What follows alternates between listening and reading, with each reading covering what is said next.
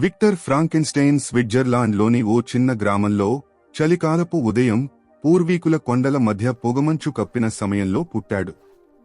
చిన్నప్పటినుంచి విక్టర్కు ప్రకృతి రహస్యాలు, జీవితంలో దాగి ఉన్న మర్మాలు అంటే చాలా ఆసక్తి ఉండేది.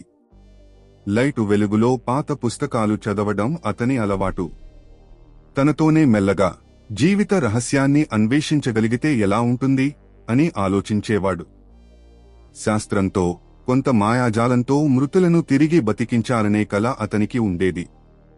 తర్వాత అతను చదువుకోటానికి ఇంగోల్స్టాట్ విశ్వవిద్యాలయానికి వెళ్లాడు. అక్కడ ఆల్కెమీ, శరీర నిర్మాణ శాస్త్రం, ఆ కాలానికి సంబంధించిన కొత్త శాస్త్రాలలో తలదూర్చాడు. ల్యాబ్లో కూర్చుని రాత్రంతా శ్రమిస్తూ, జీవితానికి, మరణానికి నేనే అధిపతి అవుతాను అని గొప్ప ఆశయంతో పనిచేశాడు. అతను గోళ్లు, ఎముకలు, అవయవాలను సేకరించుతూ, ఈ శరీరమే నా అద్భుత కళాఖండం అని కలలు కంటూ గట్టిగా శ్రమించేవాడు. ఒకరోజు అతని ప్రయత్నం ఫలించిందా? అప్పుడే విక్టర్ ఉలిక్కిపడి, ఇది బతికింది అని ఉప్పొంగిపోయిన ఆనందం, భయంతో కలిపిన క్షణాల్లో అన్నాడు.